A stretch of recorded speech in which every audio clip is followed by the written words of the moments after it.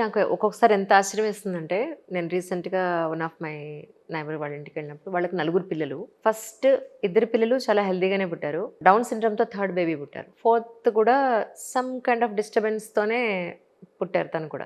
అంటే ఇలా ఎందుకు జరుగుతుంది యాక్చువల్లీ? ఒక్కొక్కసారి మ్యుటేషన్ ఇంత హెవీగా ఎందుకుంటే కొంతమంది బానే హెల్తీగా పుడుతున్నారు కదా! మనం జెనెటిక్స్లో పోతే it is very very vast. ఇప్పుడు మనం డౌన్ సిండ్రోమ్ మెన్షన్ చేశారు. That is one of the easiest most manageable condition and recurrence risk is actually 1%. Okay. Next pregnancy effect అయ్యే chances is 1% in most of the down syndrome. ఆ 1% ఎవరికొస్తుందో ఎప్పుడొస్తుందో అది depends on the testing. Because మనం down syndrome pregnancy test చేసి if it is a pure down syndrome, pure trisomy 21, repeat అయ్యే chances చాలా తక్కువ. You mention another scenario, repeat అవుతుంది, దట్ ఈస్ ట్రాన్స్లోకేషన్ డౌన్. అక్కడ రిపీట్ అయ్యే ఛాన్సెస్ ఇస్ 100%. సో జెనెటిక్స్లోనే చాలా వేరియేషన్స్ ఉన్నాయి.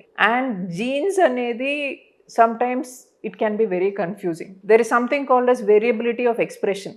దట్ ఈస్ మీకు సేమ్ జెనెటిక్ ప్రాబ్లం ఉంటుంది, నాకు సేమ్ జెనెటిక్ ప్రాబ్లం ఉంటుంది. మీరు హెల్తీగా ఉంటారు, నాకు 20 yearsలోనే ఎఫెక్ట్ అవుతుంది. సో అది నాకు ఎక్స్ప్రెస్ అవుతుంది, మీకు ఎక్స్ప్రెస్ అవ్వలేదు. చాలా వేరియేషన్స్ ఉంటాయి. సో అది depends. Relevant test or relevant speciality వాళ్ళు they will have to take care of it.